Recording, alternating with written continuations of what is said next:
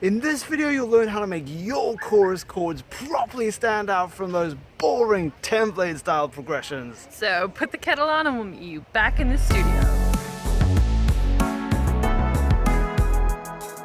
Hello revolutionaries, I'm Kate Harmony, this is Ray Harmony, and welcome to the Hack Music Theory Show. Where you are empowered with notation-free theory for making great music. Alright, let's get you orientated. What you see on the screen right now is the chord progression for the chorus of our upcoming single Down with the Drama, featuring the incredible Sarah Serene on vocals. So we're in the key of F sharp minor, aka F sharp Aeolian, and what you see on the top of your screen over here, these dark notes, they're actually muted, so that's the vocal melody that we did in last week's video. So if you missed that, be sure to check it out. And then below, these are the chords that we're going to cover in today's video. Alright, let's jump in! But first, D!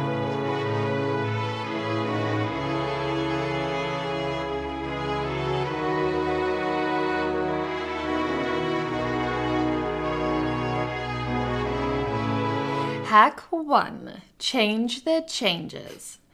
If there's just one thing you do to make your chord progressions better, let it be this hack. It's arguably the most effective, yet easiest way to make your chorus chords stand out from all those overused chord progression templates. Yeah, so most songs in the popular music world tend to change chords on the quarter note beats, and that results in a very predictable and therefore boring rhythm to the chords. And this rhythm to the chords, this is what we call harmonic rhythm. And the easiest way to make your chord progressions instantly stand out is just to change the harmonic rhythm. So where the chords change, move that. Change the change. So what you want to do is simply decide on what chord change you want to change, and then you've got two options. You can either change early or change late.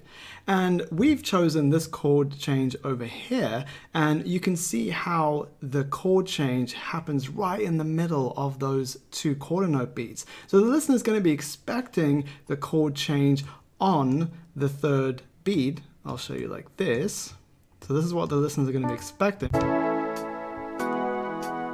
Alright, so that's predictable and boring. Now all we do is change the grid to eighth notes and shift that change an eighth note early to the off beat, which is what we call syncopation. So we're syncopating the harmonic rhythm.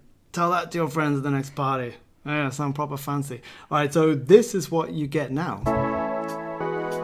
Yeah. Hack 2. Extend by melody.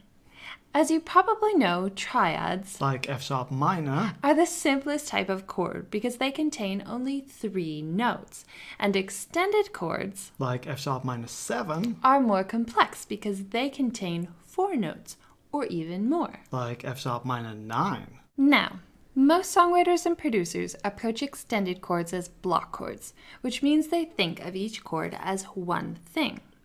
With this hack, you'll approach extended chords as 2 things, the triads below with a melody above. Yeah, so you can really see this hack in action in our chord progression here. So this is our melody on top, which I'm highlighting right now. So there you go, you can see that's the melody above. Now I'm going to mute it so you can hear the triads below.